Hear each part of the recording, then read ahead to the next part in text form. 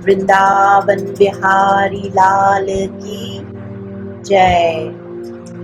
राधा रानी की जय। सभी भक्त वृंद की जय। गुणगान बिहारी जी के गुणगान परिवार के सभी व्यूअर्स को, सभी को हमारी जय श्री राधे।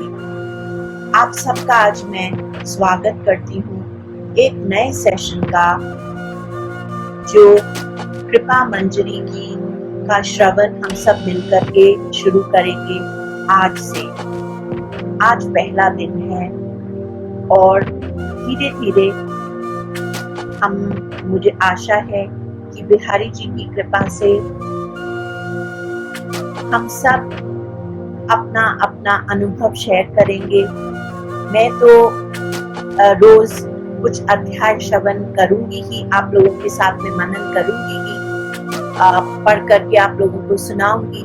पर मुझे बहुत ही मैं व्याकुलता से आप सबके रिस्पांस का, आप सबके रिएक्शंस का, आप सबकी अपनी अनुभूतियों का भी इंतजार करूंगी। मैंने सबसे पहले ये पुस्तक, ये ग्रंथ जो है अंग्रेजी माध्यम में मेक स्पेस फॉर ग्रेस नाम की एक ग्रंथ को मैंने लिखा था। अंग्रेजी के व्यूअर्स जो हैं वो उन्होंने बहुत ही इसे सराहा और फिर कई पाठकों ने इसे हिंदी में अनुवाद करने का आग्रह किया। हरिनाम प्रेस जहाँ पे ये ग्रंथ पब्लिश हुआ था, उनको भी बहुत सारे रिक्वेस्ट आने लगे कि इसे हिंदी के पाठक बहुत मांग रहे हैं और हिंदी के में श्रवण करना चाहते हैं। इस तरह से कृपा मंजरी नाम का ये ग्रंथ जो है, इसे हमने फिर से पब्लिश कराया। आज ये बिहारी जी की शायद एक कृपा ही है और उनकी इच्छा ही है कि ये ग्रंथ जो है इसके छापने में आपके गुणगान परिवार के दिनेश शर्मा जी और नरेश मल्होत्रा जी, गिरिराज शर्मा जी और उनके कुछ और स्नेही मित्र जनों ने इसके प्रकाशन में आर्थिक रूप से हमारा बहुत ही सहायता करी थी। मैं उन सब का तहे दिल से धन्यवाद करती हूँ। करने कराने वाले तो सब अपने बिहारी जी ही हैं, उनकी मर्जी के बगैर कुछ भी नहीं हो सकता है। आज भी मैं आप सबके साथ में जो ये पढ़ने का हमने संकल्प लिया है, वो भी हम नहीं कर सकते हैं और हमें ये हमारे मन में ये बात भी नहीं आ सकती है। आज जो हमने ये संकल्प लिया है, इसके पीछे भी बिहारी जी की अपनी ही इच्छा है। इसका मुझे कोई भी शंका नहीं है और मैं आशा करती हूँ कि आप सबका जीवन भी भक्तिमय तो अभी है ही, और भी गोविंदमय और भी वृंदावनमय इन अध्यायों को, इन लीलाओं को श्रवण करके आप सबका जो हृदय है वही वृंदावन बन जाएगा। ये समय कुछ कठिन है, हम सब अपने इष्ट के दर्शन नहीं कर पा रहे हैं। इस बात का हम सबको दुख है। हम सबके हृदय में विरह की वेदना बहुत अग्नि के समान प्रज्वलित है। न जाने कब तक हम लोगों को मंदिरों में दर्शन अपने ठाकुर जी के नहीं मिलेंगे। परंतु इस समय एक और जो सुखद बात है वो ये है कि हम सब भक्त एक दूसरे के करीब आ रहे हैं, क्योंकि सबकी वेदना एक ही है। सब विरह अग्नि में जल रहे हैं और हर कोई यही कोशिश कर रहा है कि अपनी चेष्टा से किसी दूसरे भक्त का हृदय में कुछ थोड़ा सा ताप कम कर सके, उनके हृदय में कुछ प्रेम भर सके, किसी के आंसू पहुंच सके, किसी को सुख दे सके। अब मैं आपको कृपा मंजरी के बारे में कुछ बताना चाहूंगी। सबसे पहले ये जो ग्रंथ है, ये बिहारी जी की 51 लीलाओं को जो मैंने खुद अनुभव किया है, उसे मैंने संकलन किया, लिखा और छपवाया और फिर इसका निःशुल्क वितरण का हमें आदेश दिया गया संतों के द्वारा, जो हमारा प्रयास अभी तक चल रहा है। ये जो ग्रंथ है ये महज लीलाएं, रोचक लीलाएं ही नहीं है, परंतु और न ही हम ये कहें कि मैं बहुत बड़ी आचार्य हूँ या मैंने कहीं से बहुत जा करके विद्या अध्ययन करने के बाद मैं यहाँ आप लोगों को प्रवचन देने के लिए आई हूँ। मैं आप सबके समान एक सामान्य गृहस्थ महिला हूँ। मेरी 2 बेटियां हैं और मैं सबसे पहला अपने आप को एक माता मानती हूँ और उसके बाद में भक्त। आप सब भी ये जो मेरा ग्रंथ है, जब आप ये सुनेंगे तब आपको ये समझ में आएगा कि मुझ में ऐसी कोई भी विशेषता नहीं है जिसके कारण बिहारी जी प्रसन्न हो जाएं या बिहारी जी ने मुझ पर कृपा करी हो। बिहारी जी तो खुद ही प्रसन्न हो गए। जो कृपा है वो अनकंडीशनल होती है। वो किसी की अच्छाइयों को देखकर और उनके गुण को देखकर, उनकी क्वालिफिकेशन को देखकर, उनके उम्र को देखकर, सुंदरता को देखकर, पैसे को देखकर या उनकी जात पात को देख करके भक्ति नहीं होती है। भगवान की कृपा किसी के भी ऊपर कभी भी हो सकती है और उसका एक जीवंत उदाहरण मैं स्वयं हूँ जो आपके सामने आज आई हूँ और भगवत कृपा से, गुरु कृपा से आज आप सबके समक्ष ये लीलाएं जो मैंने स्वयं अनुभव किया है उसे आप सबके सामने शेयर करने जा रही हूँ। सबसे पहले हम कुछ मिनटों के लिए जय राधा माधव भजन गाएंगे, उसके बाद में 2 मिनट का कीर्तन और फिर मैं कृपा मंजरी के ग्रंथ में प्रवेश आप लोगों को करवाऊंगी और वृंदावन धाम में बिहारी जी, खासकर वृंदावन बांके बिहारी लाल के समक्ष आप लोगों को ले जाने की चेष्टा करूंगी। आप सब मेरे साथ में, हम सब इकट्ठे ही हैं। ऐसा नहीं कि मैं लेके जा रही हूँ, हम सब एक साथ जा रहे हैं।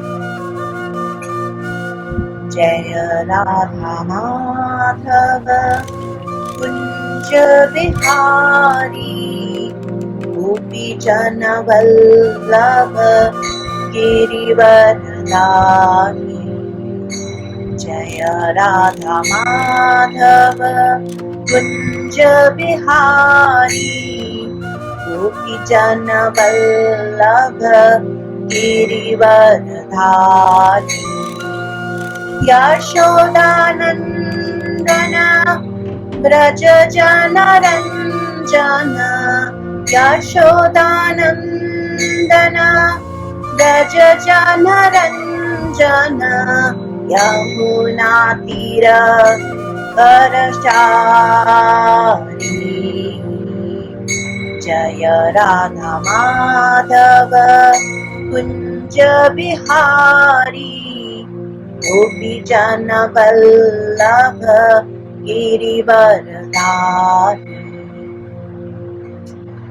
जय जय राधे, जय जय श्याम, जय जय श्री वृंदावन धाम। बोलो जय जय राधे, जय जय श्याम, जय जय श्री वृंदावन धाम। जय जय राधे, जय जय श्याम, जय जय श्री वृंदावन धाम। जय जय राधे, जय जय श्याम, जय जय श्री वृंदावन धाम। बोलो जय जय राधे, जय जय श्याम, जय जय श्री वृंदावन धाम। जय जय राधे, जय जय श्याम, जय जय श्री वृंदावन धाम। जय जय राधे, जय जय श्याम, जय जय श्री वृंदावन धाम, जय जय राधे, जय जय श्याम, जय जय श्री वृंदावन धाम। बांके बिहारी लाल की जय।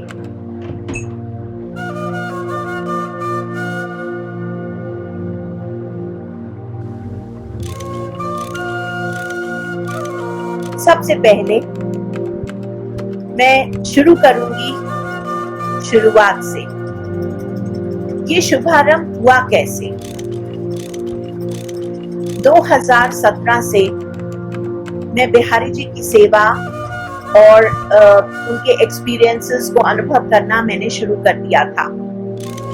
बल्कि जब मैं बहुत बीमार थी 2017 अगस्त तक, तब एक बार जब मैं अपने घर में ठाकुर जी के घर में मंदिर में ठाकुर जी के सामने लेटी हुई थी, तब मुझे ऐसा अनुभव हुआ कि बिहारी जी ने मुझे कहा कि उठो और मेरे लिए भोग बनाना शुरू करो। मेरे शरीर में इतनी भी शक्ति नहीं थी कि मैं अपने लायक कुछ बना करके 3 बार पका सकूं और ठाकुर जी को 3 बार अलग अलग व्यंजनों का घर पे भोग लगा सकूं। और ये सोचना कि मैं बांके बिहारी जी के मंदिर जा सकूंगी और उनके लिए भोग बनाऊंगी और लेकर के जाऊंगी, ये तो स्वप्नवत ही था। मगर फिर भी कहते हैं ना कि करने कराने वाले तो सब खुद ही हैं। हम लोग तो सिर्फ इंस्ट्रूमेंट्स हैं, हम तो सिर्फ निमित्त मात्र हैं। जिनसे उन्होंने कराना सोच लिया, उसके अंदर शक्ति और बुद्धि खुद ही देते हैं। 29 अगस्त 2017 को मैं पहली बारी अपनी छोटी बेटी आरती के संग बिहारी जी मंदिर गई और भोग लगाना शुरू किया। 28 अगस्त को हम एक रासलीला का दर्शन कर रहे थे, जो कि ज्ञान गुदरी में हो रही थी। वहां से हमारी बेटी का नियम था कि वो जब भी वृंदावन में होती थी, वो बिहारी जी की शयन आरती करने जाया करती थी। तो उसने मुझे कहा कि आप यहाँ बैठिए, मैं दर्शन करके आती हूँ। अब मेरे दिमाग में बार बार बिहारी जी की आवाज गूंज रही कि तुम मेरे लिए भोग लेके आओ, भोग बनाओ, भोग बनाओ। तो मैंने अपनी बेटी से कहा कि मैं भी तुम्हारे साथ जाऊंगी। उस समय वो हमें एक स्कूटी में लेकर के गई थी। तो उसने मुझे कहा कि मम्मी आप नहीं जा सकोगे, वहाँ बहुत भीड़ होती है और सीढ़ियां हैं और आपकी तबीयत ठीक नहीं है। मैं बस यूं गई और जल्दी से आ जाऊंगी। आप यहीं बैठ करके रास देखिए, रासलीला देखिए। अब मुझे तो जैसे बिहारी जी ने अपने जाल में बिल्कुल कहते हैं ना फंसा लिया था। तो मुझे बार बार मैंने कहा नहीं मैं भी जाऊंगी, मैं जिद करने लगी। तो मेरी छोटी बेटी का नाम आरती है, तो उसे समझ में आ गया कि आज माँ जिद छोड़ेगी नहीं। तो उसने कहा अच्छा चलिए चलते हैं। उसने मुझे अपनी स्कूटी में बिठाए और हम ज्ञान गुदरी से सीधा बिहारी जी मंदिर गए।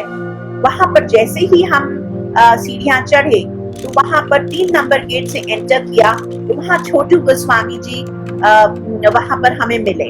वो हमें पहले से जानते थे, तो उन्होंने हमें देखा और राधे राधे किया।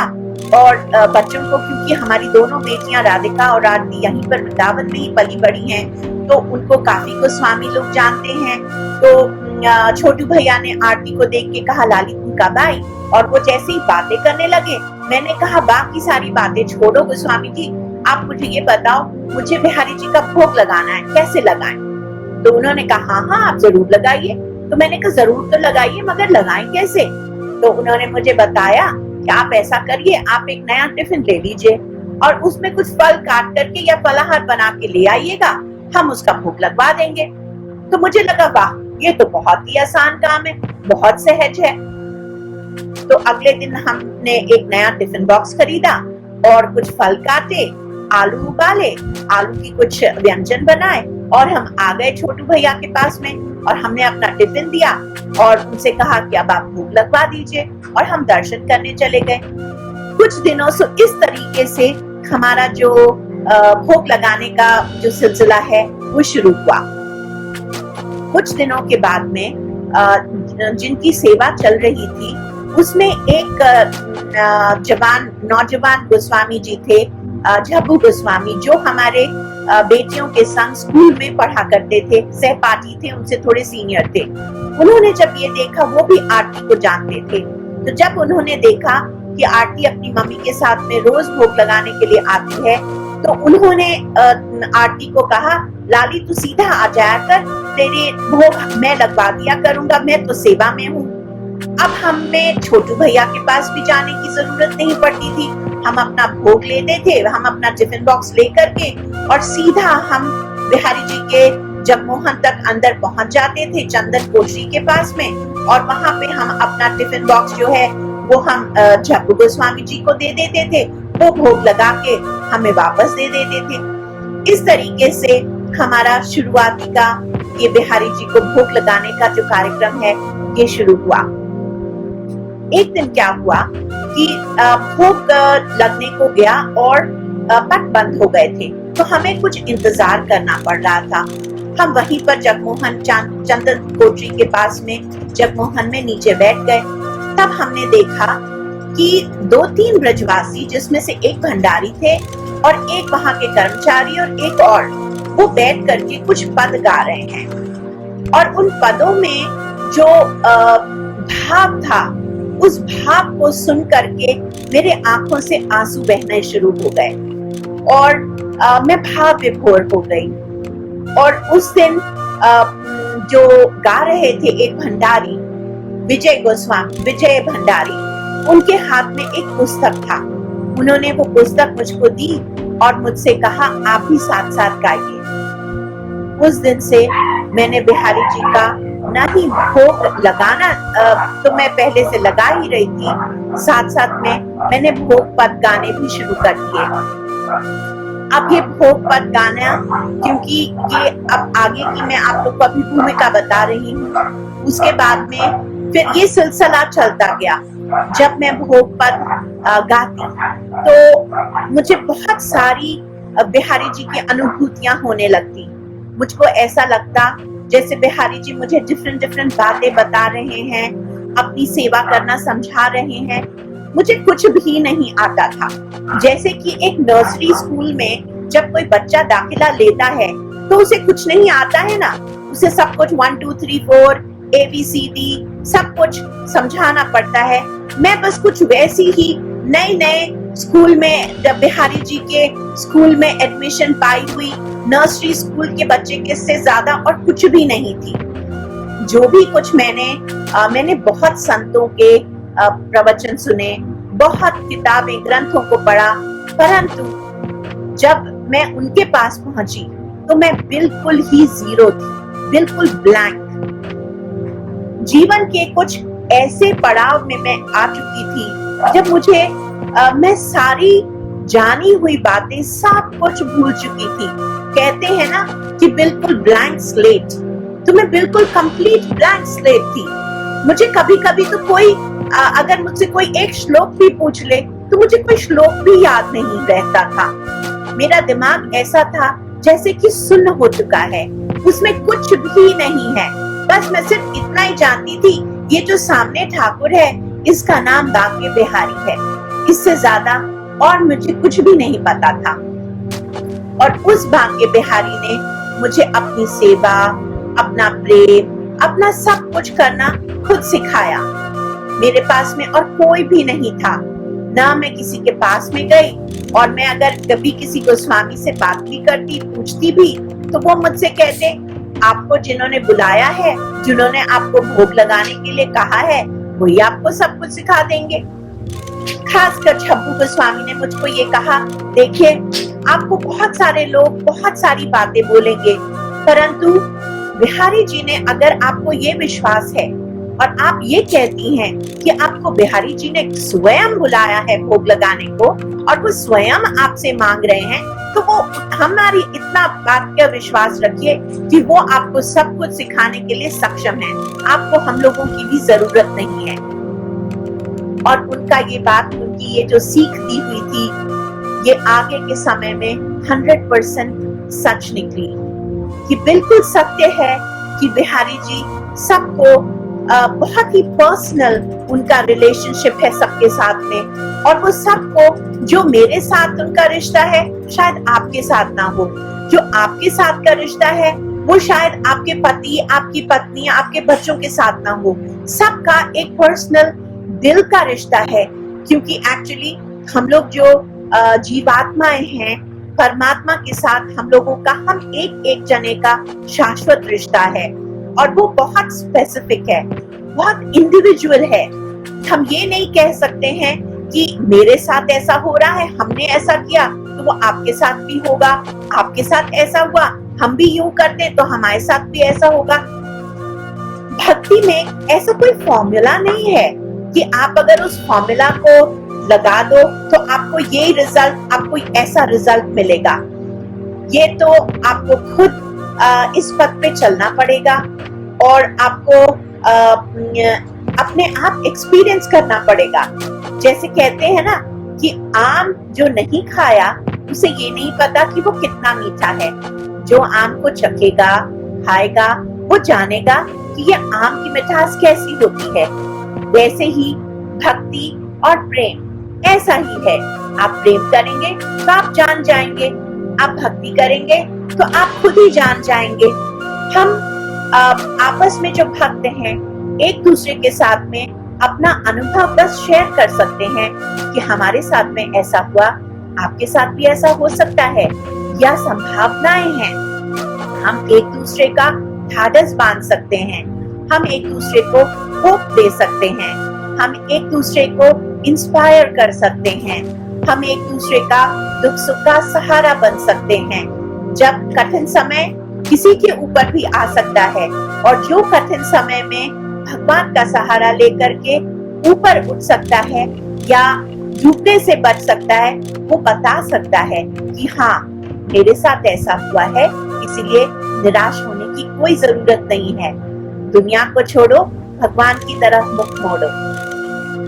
मैंने फेसबुक में अपनी रोज फोटोज अपलोड करती, और मैं इस तरह से था जैसे कि कोई एक टीनेजर होता है ना, जो नया नया किसी को कोई क्रश हो जाता है सांसारिक जीवन में। मेरे साथ में कुछ ऐसा ही होने लगा। मुझे ऐसे लगा, मैं यहाँ पे वृंदावन में 2004 से शिफ्ट हो चुकी हूँ, और 2002 से हमने यहाँ स्थान ले लिया था। 1998 से हम वृंदावन आना जाना दिल्ली से शुरू कर चुके थे। ऐसा नहीं था कि बिहारी जी आज सडनली पहली बार हमारे जीवन में आए।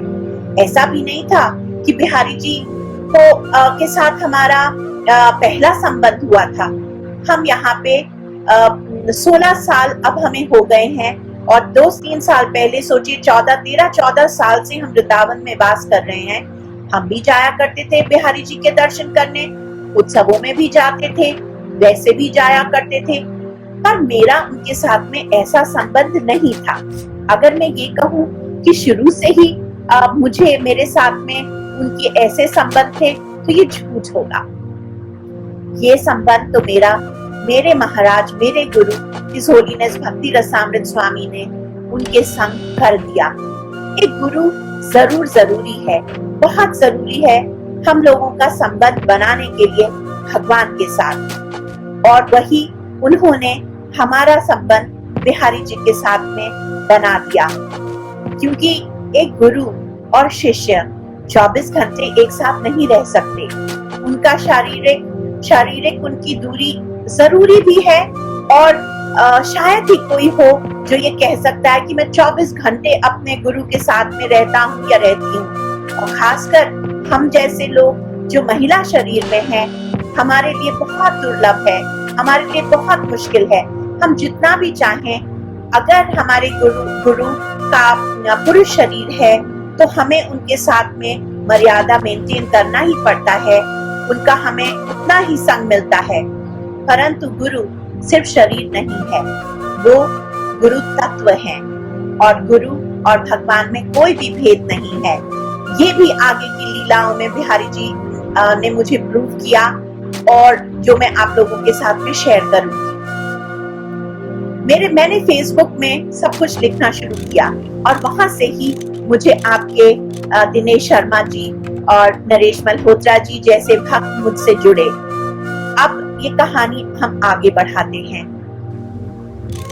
एक हमारे बचपन के स्कूल के हमारे सखा हैं प्रशांत मिश्रा, उनकी पत्नी रेणु मिश्रा एक कवियत्री हैं। मैं छोटी छोटी कविताएं भी अपनी भावों में लिखना शुरू हो गई थी। एक दिन उन्होंने मुझसे वो वृंदावन आई और उन्होंने मुझसे कहा कि आप अपनी एक किताब पब्लिश करिए। तो हमने कहा पर किस चीज की किताब? तो उन्होंने कहा ये जो आप कविताएं लिखती हैं इसको ग्रंथ के रूप में बनाइए। तो हमने कहा नहीं, हमें नहीं आता किताब छापना और न ही हमने कभी सोचा कि हम किताब लिखेंगे। उसके बाद एक और हमारे बचपन के सखा हैं जो छोटे भाई के समान हैं, शिव अग्रवाल। उन्होंने हमसे कहा दीदी जो आपके फेसबुक में फ्रेंड्स नहीं हैं, आप उनकी खातिर आप ये बुक लिखिए। वो आर्ट ऑफ लिविंग से बहुत जुड़े हुए हैं। तो उन्होंने मुझे कहा कि हमें ऐसा लग रहा है, हमें ऐसी इंस्पिरेशन हो रही है कि ये जो यूनिवर्स है, ये जो समष्टि है, ये आपकी बातें सुनना चाहती है। लोगों को आप इंस्पायर कर सकेंगे। आप अभी तक अपने और बिहारी जी के बीच जो बीत रहा है उसे सिर्फ बहुत थोड़े छोटे से दायरे में सीमित करके रखी हैं। जाने दीजिए इन्हें, सबसे शेयर करिए।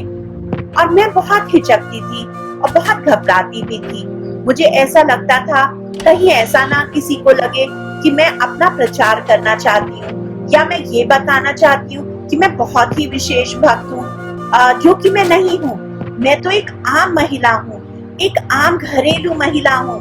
और कहीं किसी को ऐसा ना लगे कि मैं अपने आप को बहुत बड़ा महात्मा बनाने की कोशिश कर रही हूँ। मैं प्रार्थना करती हूँ और विनती भी करती हूँ कि ना तो आप लोग मुझे कुछ ऐसा विशेष समझिए और न ही मैं कुछ अपने आप को बहुत विशेष प्रोजेक्ट करने की कोशिश कर रही हूँ। ये तो बस कुछ संतों का आग्रह भी था और कुछ हमारे सखाओं ने हमें प्रेरणा दिया और उन्होंने मेरा उत्साहवर्धन किया। और आज ये समय आ गया है कि मैं आप सबके साथ में फेसबुक लाइव हूँ और अपने इस ग्रंथ के बारे में मैं शेयर कर रही हूँ। तो इस तरीके से रेणु जी ने तो यहाँ तक कहा, रेणु मिश्रा जी ने, कि ऐसा करिए, अगर आपको आता नहीं है, मैंने कई ग्रंथ लिखे, आप बस अपना मैन्युस्क्रिप्ट मुझको दे दीजिए, पूरी छपाई का काम सब कुछ मैं खुद स्वयं करूंगी। अब धीरे धीरे फिर हमने अपनी बेटियों से बात किया, राधिका आंटी से। मैंने कहा क्या किया जाए, मुझे बहुत लोग इस तरीके से कह रहे हैं। तो उन्होंने कहा मम्मी आप लिखिए, हमें भी लगता है आपको लिखना चाहिए। फिर हमने एक महात्मा है हमारे जीवन में जुड़े हुए, मौनी जी महाराज, उनसे पूछा। तो उन्होंने कहा देखो हमने तो तुम्हें पहले ही कहा था कि जो जो लीलाएं तुम्हारे साथ हो रही हैं उनको रिकॉर्ड करो, उनको लिख करके रखो। एक समय आएगा जब तुम्हें ये सब कुछ शेयर करना होगा, बस उस समय का इंतजार करो। अब वो समय भी आने ही वाला था। एक दिन जब हम सेवा करते थे तो एक गुंजन गोस्वामी जी हैं, उनके साथ भी हमारा अच्छा संपर्क था। तो हमने उनसे कहा कि ऐसे इस तरीके से हमें कई लोग कह रहे हैं कि मैं ग्रंथ लिखूं, पर मुझे ये डर है कि मैंने ये सुन रखा था कि अगर आप भगवान के साथ या गुरुजनों के साथ हुई अनुभूतियों को सबके साथ में शेयर करते हैं, पब्लिक करते हैं, तो वो जो अनुभूतियां हैं वो होना बंद हो जाती हैं। तो और मैं डेफिनेटली ये नहीं चाहती थी कि ये सब अनुभूतियां जो मुझे हो रही हैं वो बंद हो जाएं। तो मैंने उनसे कहा आप क्या सोचते हो? तो उन्होंने मुझसे कहा, वो मुझे आंटी बुलाया करते हैं, तो उन्होंने कहा आंटी आप किसी की मत सुनिए, आप बिहारी जी से पूछिए, बिहारी जी स्वयं आपको बताएंगे कि आपको लिखना है या नहीं लिखना है, ये सब बातें सार्वजनिक होनी चाहिए या गोपनीय रहनी चाहिए। तो मुझे लगा कि इनकी सलाह जो है 100% सही है। उस दिन जब मैं बिहारी जी को भोग ऑफर करके और भोग पद गाने लगी तो मैं आंखें बंद करके भोग गाया करती थी। तो मैंने बिहारी जी को प्रणाम किया, हाथ जोड़ा और मन ही मन मैंने उनसे प्रार्थना की कि हे बिहारी जी, ऐसी ऐसी बात है, अब आप ही बताइए कि मैं क्या करूं, क्या मैं ग्रंथ लिखूं, या मैं ग्रंथ, या हमारा और आपका जो ये सिलसिला चल रहा है कि यूं ही चलता रहे। फिर मैंने बिहारी जी से ये भी कहा, मैंने कहा बिहारी जी देखो, ऐसा है, स्पष्ट बताना, क्लियर बताना, कोई कंफ्यूजन मत रखना कि इधर उधर मत करना, बिल्कुल क्लियर होना चाहिए। मुझे तुम्हारी बात पूरी समझ आ जानी चाहिए, या हाँ हो या ना हो, क्या करना है क्या नहीं करना है, ये मुझे बिल्कुल क्लियर समझा देना, क्योंकि मुझे नहीं समझ में आता। और ऐसे करके मैंने अपना भोग पद गाया। उसके बाद राजभोग की आरती हुई, फिर पोशाक सेवा करने के लिए मैं बैठ गई। उस दिन क्या हुआ कि मेरा घर जाने को इच्छा नहीं हुई, क्योंकि मैं बैठ करके बिहारी जी के जब पट बंद हो जाया करते थे तो मैं चुपचाप से बैठ करके जप किया करती थी जब तक मंदिर की सफाई होती थी। तो मैंने उनसे कहा कि आप हमें जो है हम बैठ करके जप कर रहे थे। थोड़ी देरी में एक विजय कृष्ण गोस्वामी जी हैं, उनके एक सेवक हैं हितेश, वो आए। वो काफी सारे बर्तन लेकर के आए और उनके साथ में वो देहली पूजा कराने वाले थे। और उसी के पीछे पीछे में यशु गोस्वामी जी आ गए। यशु गोस्वामी जी ने मुझको देखा और उन्होंने मुझको देखते ही कहा, अरे आंटी, आप अभी तक यहीं बैठी हुई हैं, आप घर नहीं गई? मुझे लगता है आज आप शाम तक सेवा करके ही जाओगे। और फिर वो मस्ती में मुस्कुराने लग गए। वो मेरे साथ में मस्ती कर रहे थे। वो भी एक नौजवान गोस्वामी हैं जिनका हमारे साथ में बहुत स्नेह है। तो हमने कहा कि नहीं, अब हम सोच रहे हैं कि कुछ समय में शाम का पट खुल जाएगा तो फिर मैं दर्शन करके चली जाऊं। तो उन्होंने कहा हाँ, क्यों नहीं, बिल्कुल बिल्कुल, बैठे रहो, अपने आराम से सेवा करके जाना शाम की भी। मैंने कहा नहीं, सेवा तक नहीं रुकूंगी, केवल बस दर्शन करके चली जाऊंगी।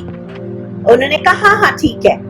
यशु गोस्वामी जी ने बिहारी जी के जगमोहन पे प्रणाम किया और उसके बाद में फिर वो नीचे चले गए, जहाँ पर उनकी गद्दी थी, वहां पे बैठ के कुछ भक्त उनके आए हुए थे, भक्त उनके साथ वो बातें कर रहे थे।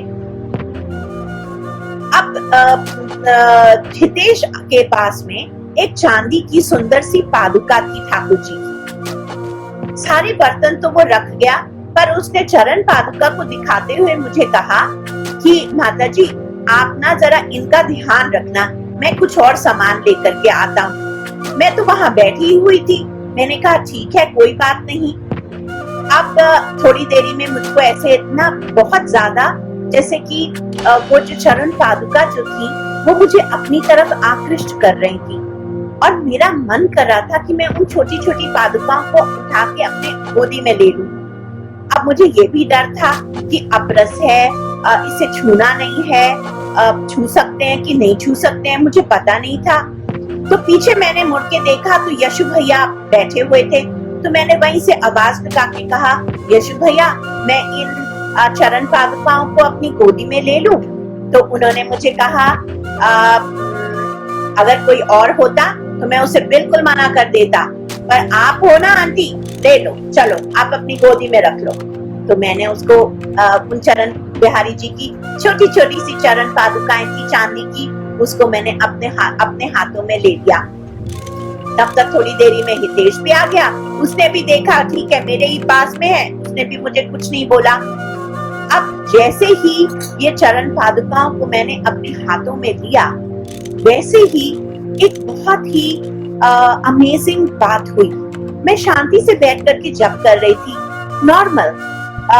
मेरे शरीर में एक कपकपी सी होने लगी और मेरे रोंगटे से खड़े होने लगे और मेरी आंखें भरने सी लगी और मुझे ऐसे लगा जैसे मेरे हृदय से बिहारी जी मुझे कह रहे हैं, तुम्हें अपना जवाब मिला। मैं बिल्कुल ही हड़बड़ा सी गई और फिर मुझे ध्यान आया, अरे मैंने आज सुबह बिहारी जी से सवाल किया था कि क्या मैं ग्रंथ लिखूं, ग्रंथ के समान मैं अपना और आपके बीच की सारी लीलाओं को मैं उजागर करूं या नहीं करूं। तो मुझे बिल्कुल स्पष्ट जवाब मिल गया, तुम्हें मेरा आशीर्वाद है, तुम ग्रंथ को बनाओ, हमारे लीलाओं को सबके बीच में बांटो, उजागर करो और मेरा यशगान करो। और यही जो उनकी जो मुझे जो आज्ञा मिली, उसी आज्ञा को मैंने उसी आज्ञा को आगे बढ़ाते हुए, उनके परमिशन को आगे बढ़ाते हुए मैंने मेक स्पेस फॉर ग्रेस पे कार्य करना शुरू किया। और रामनवमी वाले दिन 2019 में मेक स्पेस फॉर ग्रेस जो है वो पब्लिश हुई और सब लोगों को उसमें बहुत आनंद आया। और उसके बाद में फिर ये हिंदी की कृपा मंजरी जो है इसका आग्रह हुआ और आज ये Kripa Manjari make space for grace English में है और हिंदी में कृपा मंजरी है और अब गुजराती में भी ट्रांसलेट हो चुकी है और वो भी अवेलेबल है PDF फॉर्मेट में। अगर कोई गुजराती रीडर हो या आप लोग जानते हो तो वो भी हम शेयर कर सकते हैं और उन्हें भेज सकते हैं। अभी लॉकडाउन के पहले ही ये सब कार्यक्रम ये ट्रांसलेट होकर के आया है, इसलिए हम उसे अभी तक प्रिंट पब्लिश नहीं करवा सके हैं, पर हमारा बिहारी जी से ये प्रॉमिस है कि जहां तक हो सकेगा हम इन ग्रंथों को ज्यादा से ज्यादा इंडियन वर्नाक्युलर लैंग्वेज, जो रीजनल लैंग्वेजेस हैं, उनमें ट्रांसलेट करने की कोशिश करेंगे और छपाने की कोशिश करके वितरण करेंगे निःशुल्क, ताकि ज्यादा से ज्यादा लोगों तक हमारे बिहारी जी महाराज की कृपा, उनकी करुणा और वृंदावन धाम कितना चैतन्य है, कितना ममता से भरा हुआ है, कि सबको पता चले। ये तो हुई ग्रंथ लिखने की शुरुआत। अब मैं दूसरा प्रश्न शुरू करती हूँ, कृपा मंजरी कैसे हुई? अब देखिए, ग्रंथ छपाने में अर्थ लगता है, लक्ष्मी की जरूरत होती है। मेक स्पेस फॉर ग्रेस को छपाने में मेरे बहुत सारे सखाओं ने, परिवारजनों ने, हमारी पुत्रियों ने मदद की। अब हम कामकाज कुछ नहीं करते, हमारा कामकाज सिर्फ और सिर्फ बिहारी जी का ध्यान, उनका श्रवण, उनका कीर्तन और उनकी सेवा है। अब मुझे ऐसा भी लगे कि हम तो यहाँ खर्च करने की सोच रहे हैं, पर कहीं ऐसा ना हो कि दूसरों के ऊपर भार पड़ जाए, उसकी भी सबकी सुविधा बिहारी जी स्वयं करवा देते हैं। जब कृपा मंजरी की बात हुई तो हमने पब्लिशर से बात किया, हरिनाम प्रेस से। उन्होंने कहा कि उनके पास भी बहुत से लोग आ रहे हैं, खासकर जो लोकल बिहारी जी के भक्त हैं, वो बार बार आग्रह कर रहे हैं कि अगर वो नहीं छपवा रही हैं तो आप थोड़ी सी ग्रंथों को आप ट्रांसलेट कर दीजिए और कुछ ग्रंथ छपवा दीजिए। तो हमने कहा कि नहीं, हमारा भी ऐसे ही, हमें भी ऐसे ही लग रहा है कि अब हम इसे ट्रांसलेट कर लेते हैं। इसका ट्रांसलेशन के कुछ चैप्टर्स शुरू में यशु गोस्वामी जी ने स्टार्ट किया, मगर फिर वो बहुत मंदिर में व्यस्त रहते हैं, इसलिए फिर हमने प्रेस को ही दे दिया कि आप भी इसे प्रिंट करवा लीजिए। इसके साथ भी एक बहुत ही अद्भुत घटना घटी।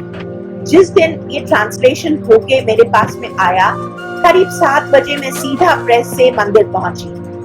जब मैं मंदिर पहुंची तो जो सेवायत सेवा कर रहे थे उनको मैं बहुत अच्छे से जानती नहीं और मंदिर में बहुत ज्यादा भीड़ थी। करीब 7, सवा 7 बजे का समय था। मैंने घूम फिर करके देखा तो मुझे कोई भी अपने पहचान के जो गोस्वामी जी हैं वो मुझे कोई नजर नहीं आए। अब मैं बिहारी जी के सामने खड़ी होकर के उनको प्रार्थना कर रही थी कि बिहारी जी, मैं VIP कटहरे में तो चली गई और मैं उनके सामने खड़ी होकर कह रही, बिहारी जी, ये मैं किसको समझाऊं कि ये मैन्यूस्क्रिप्ट आपके चरणों पर निवेदन हो जाए, तब फिर मैं ओके करके आप मुझे ओके कर दोगे तो मैं इसे प्रिंटिंग में भेज दूं। जब तक मैं ये सोच ही रही थी, मेरे हाथ में ग्रंथ की लिपि थी, एक फाइल था। तभी क्या हुआ कि मैं सुबह से ग्रंथ ट्रांसलेट करने में और हरिनाम प्रेस के जो रिप्रेजेंटेटिव्स हैं उनके साथ में मैं काम करने में लगी हुई थी। अब जब मैं हाथ में लेके पकड़ करके बैठी खड़ी हुई थी, सडनली क्या हुआ कि भीड़ में जो सीढ़ियां हैं बिहारी जी के जो पास जाती हैं, वहां से एक हाथ आया और किसी ने मेरे उस पूरे की पूरे फाइल को मेरे हाथों से छीन लिया। अब मैं बहुत ही घबरा गई। मैंने कहा कि न सोना, न चांदी, न कोई मिठाई, न कोई फल, कि मेरे मैन्यूस्क्रिप्ट में किसी को क्या इंटरेस्ट है, इसे चोरी करने से किसी को क्या मिलेगा।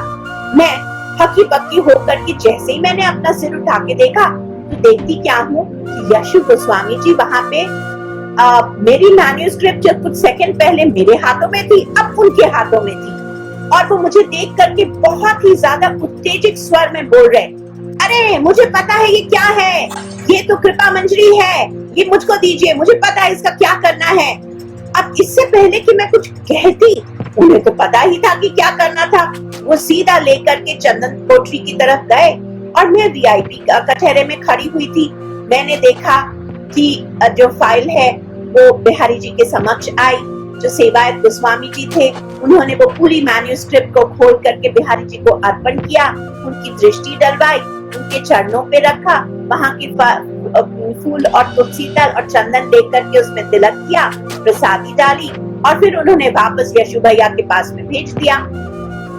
थोड़ी देरी के बाद में यशु भैया आए और उन्होंने मुझको दे दिया। मैंने लिया, उन्हें प्रणाम किया और मैं घर चली आई आरती और शयन आरती के बाद में और सेवा करने के बाद में। अब क्या हुआ कि मैं घर आते समय मुझे बहुत जोरों से भूख लग रही थी। मैं दोपहर से ही हरिनाम प्रेस गई हुई थी।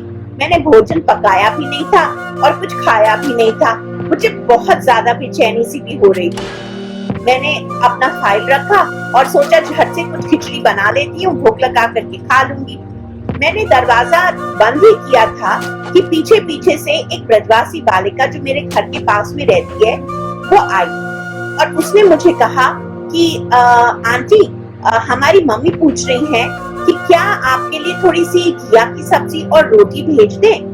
उनको ऐसा लग रहा है कि आप अभी अभी मंदिर से आई हैं, न जाने आपने आज कुछ खाना बनाया है कि नहीं बनाया है। तो अगर आपको बुरा ना लगे, वो बिल्कुल अमन्या है, वो आप अपने ठाकुर जी को भोग भी लगा सकते हैं।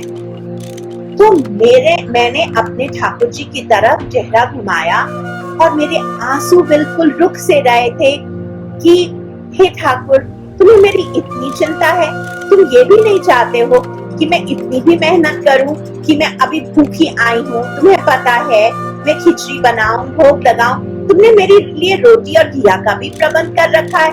मैंने हाँ करके सिर हिला करके उस ब्रजवासी बालिका को कहा कि हाँ बेटा, मेरे लिए 2 रोटी और थोड़ी सी घिया ले आओ। वो लेकर के आई। मैंने अपने घर के ठाकुर जी को भोग लगाया और उसके बाद जब मैं पाने लगी तो खाना तो क्या मैं पा रही थी, मैं बस सिर्फ आंसुओं से रो रही थी, क्योंकि मुझे ये अनुभव हो रहा था कि बिहारी जी कितना मेरा ध्यान रखते हैं और वो ये कार्य जो है वो जानते हैं कि ये मेरा कार्य कर रही है, ये अभी मेरे काम में लगी हुई है, इसलिए मुझे ही तो इसका पूरा ध्यान रखना है। उसके एक दिन पहले मुझे ऐसा लग रहा था कि मुझे कोई बहुत इंपॉर्टेंट काम से दिल्ली जाना था। उस दिन मैं जब आरती करके सेवा के लिए जब सीढ़ियां चढ़ रही थी, तब उस दिन मुझे बिहारी जी ने बहुत जोर से चिल्ला करके कहा, तुम अभी कहीं नहीं जाओगी, तुम बस केवल ग्रंथ को कंप्लीट करो और जल्दी से कृपा मंजरी छपवाओ। अब मुझे लगा कि मेरा काम बहुत जरूरी था दिल्ली में, मगर बिहारी जी मुझे कह रहे नहीं, अब तुम कहीं नहीं जाओगी, तुम बस केवल और केवल अपने ग्रंथ की पूर्ति करोगी, ग्रंथ को पूर्ण करोगी, इसका काम अभी बाकी है। इसलिए अगले दिन मैं सुबह से लेकर के रात तक हरिनाम प्रेस में बैठी रही और हम सब ने बैठ करके अपना पूरा जो भी कार्यक्रम था, काम था, वो सब पूरा किया और फिर इमीडिएटली हमने प्रिंटिंग में भेज दिया। इस ग्रंथ के चैप्टर्स को स्टार्ट करने से पहले, अध्यायों को स्टार्ट करने से पहले मैं एक और बहुत ही इंटरेस्टिंग लीला जो है वो शेयर करना चाहूंगी। ये ग्रंथ को जब हम छपवाने लगे तो इसके लिए 30,000 रुपए जो थे वो कम पड़ रहे थे, और जिन जिन सज्जनों ने या देवियों ने, भक्तों ने इस ग्रंथ को छापने में हमारी मदद करी है, हमारी भावना ये थी कि हम उनका एक चित्र और उनका नाम इसमें डालें। तभी हमें गिरिराज शर्मा जी जो हैं, उन्होंने हमें कहा था कि हम मदद करेंगे। और बहुत ही मजेदार बात है कि इसी दिन जब हमारा पूरा का पूरा समाप्त हो रहा था और अगले दिन किताब ग्रंथ जो थी वो छपने जाने वाली थी, हम बिल्कुल अंत कर रहे थे, कंप्यूटर बंद ही करने वाले थे, उसी समय मुझे गिरिराज जी का मैसेज आया कि आपके अकाउंट में 30,000 रुपए और किसी भक्त ने डलवा दिए हैं, और उनका हमने चित्र डाला और उनको एक्नॉलेज किया। इस तरह से बिहारी जी ने पूरे परफेक्शन से कृपा मंजरी में भी पूरा अपना सहयोग दिया और बिल्कुल वैसा ही किया जैसा वो चाहते हैं। अब भूमिका, आज हमने आपको सब कुछ बता दी। अब कल से हम लोग ग्रंथ को पढ़ना शुरू करेंगे, उसका अध्ययन करना शुरू करेंगे, और मैं आप सबको बताऊंगी कि पहला अध्याय क्या है, पहले लीला क्या हुई। आशा करती हूँ कि आप सब बिहारी जी मय हो चुके होंगे, आप सबका हृदय वृंदावन में होगा। अब हम आप सबसे आज्ञा लेते हैं, कल हमारी फिर मुलाकात होगी। जय जय श्री राधे, बांके बिहारी लाल की जय, वृंदावन धाम की जय, सभी भक्त वृंद की जय, गुरु गोविंद की जय।